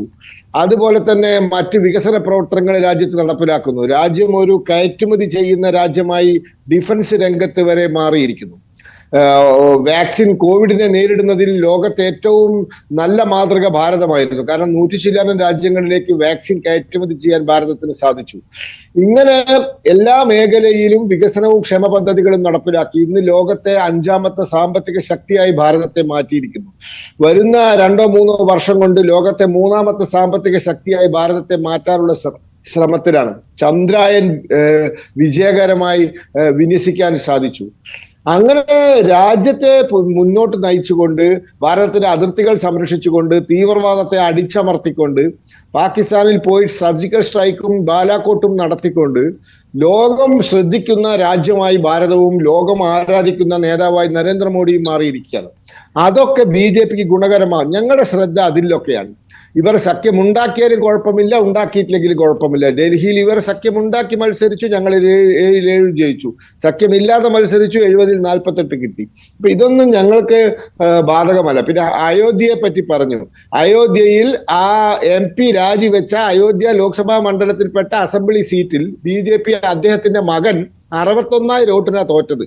ആ ലോകസഭയിൽ അവര് ഭൂരിപക്ഷം 54,000. പക്ഷെ അതേ ലോക്സഭാ മണ്ഡലത്തിൽപ്പെട്ട മിൽക്കിപൂർ നിയമസഭാ മണ്ഡലത്തിൽ ഞങ്ങൾക്ക് 61,000 ഭൂരിപക്ഷം മിനിയാന്ന് കിട്ടിയത്. അപ്പൊ കാര്യങ്ങളുടെ കിടപ്പ് ഏതാണ്ട് മനസ്സിലായല്ലോ. അപ്പൊ ഞങ്ങൾ ഇത്തരത്തിലുള്ള പ്രവൃത്തിയായി മുന്നോട്ട് പോകുകയാണ്. സഖ്യമുണ്ടാക്കുന്നവർക്ക് സഖ്യമുണ്ടാക്കാം, ഇല്ലാത്തവർക്ക് സഖ്യമുണ്ടാവാതിരിക്കാം. ഇതൊന്നും BJPയെ ബാധിക്കില്ല. 2029-ലും രാജ്യത്തിന്റെ ചിത്രം വ്യത്യസ്തമായിരിക്കില്ല എന്നിവരെ ഓർമ്മപ്പെടുത്താൻ ഞാൻ ആഗ്രഹിക്കുകയാണ്. ശ്രീ പ്രശാന്ത്, ഇവിടെ ലോക്സഭാ തെരഞ്ഞെടുപ്പിൽ ഇന്ത്യ സഖ്യം ഫലപ്രദമായി എന്നാണ് വിലയിരുത്തൽ. BJPയുടെ സീറ്റെണ്ണം കാര്യമായി കുറയ്ക്കാൻ സാധിച്ചു. മോദിയുടെ പ്രഭാവം കുറഞ്ഞുവെന്ന് അന്ന് വിലയിരുത്തുന്ന തരത്തിലേക്ക് കാര്യങ്ങൾ വന്നു. പക്ഷേ ഈ തരത്തിൽ മുന്നോട്ട് പോയാൽ എന്ത് തരത്തിൽ BJPയെ നേരിടാൻ സാധിക്കുമെന്നുള്ളതാണ്. ഇനിയും ഫലപ്രദമായി ഇന്ത്യ സഖ്യം മുന്നോട്ട് പോകും ഈ തരത്തിൽ, അല്ലെങ്കിൽ ഇപ്പോഴത്തെ ഒരു സാഹചര്യത്തിൽ എന്ന് കരുതാനാകുമോ? അതിലേക്ക് വരുന്നതിന് മുമ്പ് രഞ്ജിത്ത്, ഇപ്പം BJP പ്രതിനിധി ഇവിടെ എന്തോ മോഡി സർക്കാർ വലിയൊരു സ്വർഗരാജ്യമാക്കി ഇന്ത്യയെ മാറ്റുകയാണ് എന്ന മട്ടിലൊക്കെ കുട്ടിഘോഷിക്കുന്നത് കണ്ടു. ലോകമാകെ ഇന്ത്യയെ ശ്രദ്ധിക്കുകയാണ്. ശരി, ലോകമാകെ കഴിഞ്ഞ കുറച്ചു ദിവസം മുമ്പ് ഇന്ത്യയെ ശ്രദ്ധിച്ചു കേട്ടോ. ഏതാണ്ട് 100-ലേറെ ഇന്ത്യക്കാരെ കയ്യും കാലും കെട്ടി മൃഗങ്ങളെ പോലെ അമേരിക്കയിൽ നിന്ന് ഇന്ത്യയിൽ കൊണ്ടുവന്ന് തള്ളിയപ്പോൾ ലോകം ഇന്ത്യയെ ശ്രദ്ധിച്ചു. എന്താണ് ഇന്ത്യക്ക് ലോകം നൽകുന്ന പരിഗണന, വിശ്വഗുരുവിന്റെ സ്ഥാനം എന്തെന്ന് ആ ഒരൊറ്റ കാഴ്ചയിലൂടെ തന്നെ ലോകമാകെ കണ്ടതാണ്. കമാന്നൊരക്ഷരം മിണ്ടിയില്ല.